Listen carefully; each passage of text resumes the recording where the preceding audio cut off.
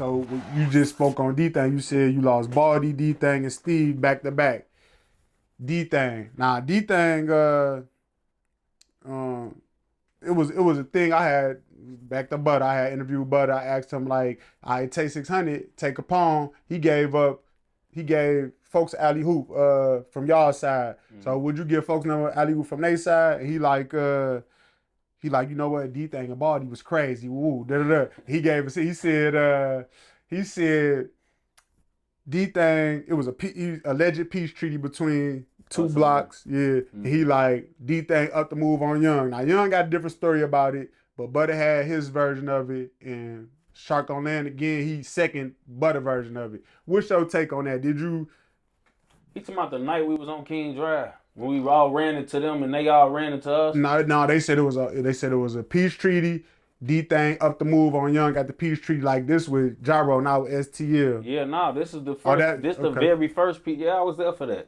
All right, so what's your take on that? Can you give me your perspective? It was somewhere it was like we ran into them. You know what I'm saying? And it was a bunch of them. It wasn't just him. It was like we seen them and they seen us, folk, on BD. But it was a peace treaty. But nigga, it wasn't like a nigga up pipe on Young. A nigga up pipe just to make sure y'all respecting the peace treaty. Right. Because y'all called it. Y'all big homies called our big homies. So we want to make sure that y'all just standing down. You know what I'm saying?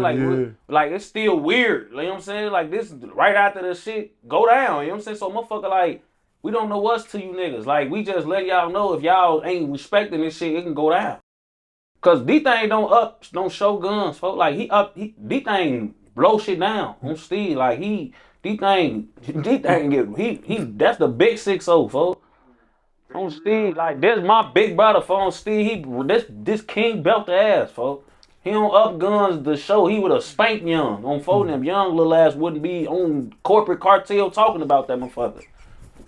Phone them. He would have been, oh yeah, he up the pipe. It would have been none of that on phone them. He obviously making sure motherfucker respect this shit though. Like for sure. You know what I'm saying? This a peace treaty, but like it's. So from your point of view, what happened how Butta said it? If that's what Butta said, he said some shit like that. Yeah, because like that's what it was. It was like we ran into them after the peace treaty and it was just weird. You know what I'm saying? Like you spend your whole life looking for the certain niggas and you see them and it's like, where do we go from here? You know what I'm saying? Like what the fuck is up? But that shit was above us. You know what I'm saying? So it's like we respected it, but looking back on that shit, I want to say D-Thang should have smoked Young. But he probably shouldn't have gave a motherfucking no pass, G, because, man, they end up killing folks. They end up killing folks after that. Dome end up killing D-Thang not too long after that shit happened, folks. So Dome got convicted of that? Because Dome got convicted of that, folks. Dome would be home right now. He didn't kill himself in jail. I just talked to Mikey about that. He said Dome ain't kill himself. The police probably did it because Dome was a cold-hearted gangster. That's what he said. That was his words, you know what I'm saying? What the police killing him for? He said, like, you know, okay, let me give you an example.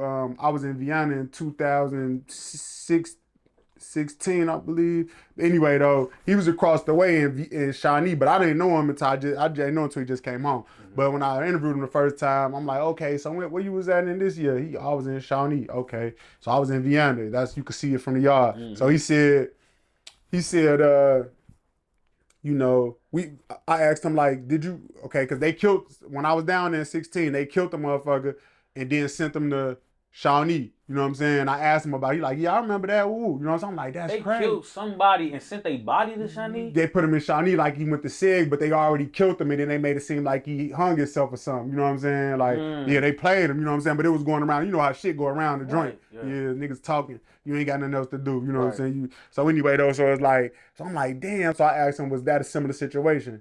And he like, yeah, folks ain't killing themselves. This probably what happened.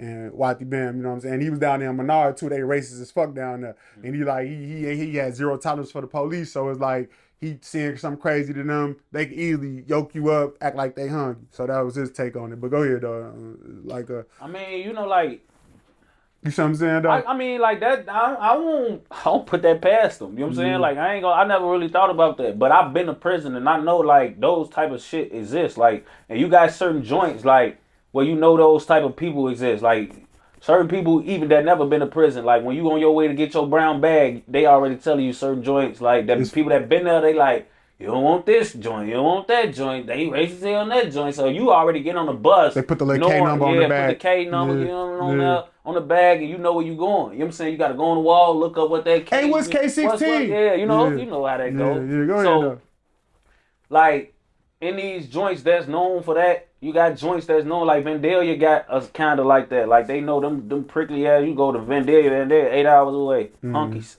On everywhere. Yeah. All through that, fool. You know what I'm saying?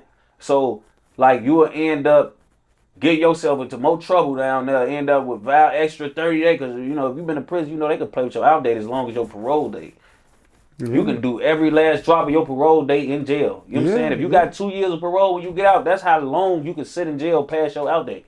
Unless you catch a new charge, and then you will be in that bitch fighting a whole new, facing more years. In that county you caught wherever you at. So, like, it could get real. You could get played with in a joint. You know what I'm saying? So down there, you will end up, like, you can end up in a situation where the COs do some shit and they cover it up, and them hunkies done did it before. Some of them COs been COs in white shirts for 30 years. You know what I'm saying? So they done did this before. They grew up being a CO in the 90s when the jails was corrupt and the inmates was still wearing regular clothes and shit in there. Like, the inmates used to run it. You know what I'm before saying? Like 97. Larry Hoover and them and shit was in jail still hugging motherfuckers and eating regular world food and shit on BD. This before he even went to the Colorado. So they done killed motherfuckers and been corrupt for 30, 40 years on BD.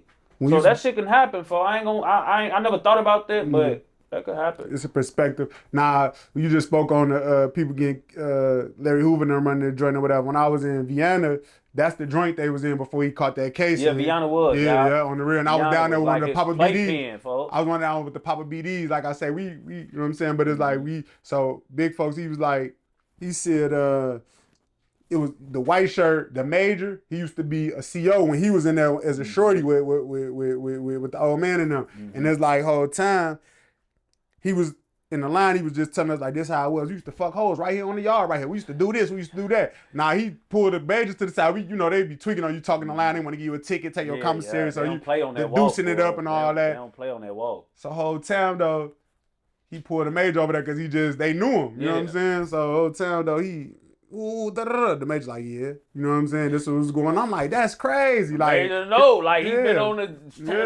the team, man. He been 30, 40 years. This bitch, he done came up through the ranks while this bitch was fucked up. He probably done helped cover a murder up in that bitch. On bro, you know what I'm saying? He know. He was one of the CEOs bringing shit in from the world, helping them and shit. Like, oh yeah. You know what you know. Yeah, you know what I'm saying? He know what's up. So I don't put that past him. I ain't gonna lie, I ain't think about that. I don't remember where Papa BD was from, but that's what we called him. Papa BD was an old head, like on the real. But yeah, that's crazy. Man.